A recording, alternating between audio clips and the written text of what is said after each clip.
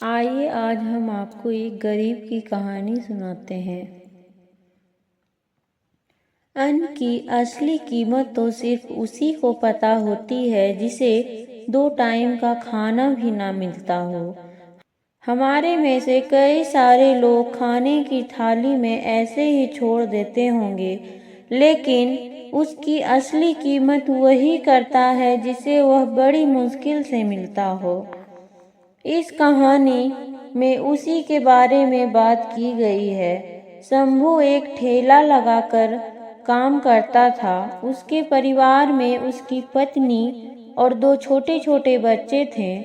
उनके बच्चों में एक लड़का था और एक लड़की थी। उसकी पत्नी का नाम सीमा था।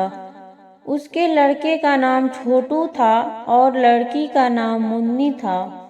एक दिन ठेले पर भार ज्यादा होने की वजह से शंभू उसे ठीक से संभाल नहीं पाया और तेज गति से आती ट्रक ने टकरा गया।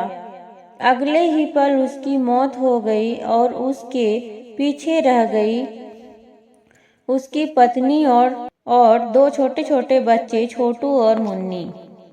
एक तरफ शंभू का अंतिम संस्कार किया जा रहा था और दूसरी तरफ उसके बच्चे भूख की वजह से तड़प तड़प कर रो रहे थे। बच्चों ने कई दिनों से पेट भर कर खाना नहीं खाया था। उनके छोटे से बच्चों को रोते देख देख कर पड़ोसियों को उस पे दया आ गई। पड़ोसियों ने दोनों बच्चों को खाना दिया। बहुत दिनों बाद छोटू और मुन्नी पेट भरकर खाना खा रहे थे। वो दोनों आज भी बहुत खुश थे। एक तरफ लोग शंभू की मौत पर दुख व्यक्त कर रहे थे, वहीं दूसरी तरफ उसके अपने बच्चे बड़े चाव से भोजन कर रहे थे। सीमा ने अगले कुछ दिनों तक इसी तरह उधार लेकर और इधर उधर से मांग कर अपना और बच्चों का पेट पाला।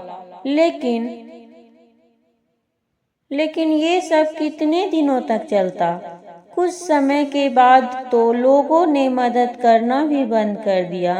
सीमा पागलों की तरह इधर उधर काम ढूंढती रही। बहुत प्रयास करने के बाद भी उसे काम नहीं मिला। थक हार कर जब सीमा घर पर लौटी तो बच्चे उम्मीद से उसकी तरफ देखने लगे। छोटू अपनी तुतलाती आवाज में बोला, क्या लाई हो माँ? जल्दी से मुझे खिला दो, मुझे बड़ी भूख लगी है।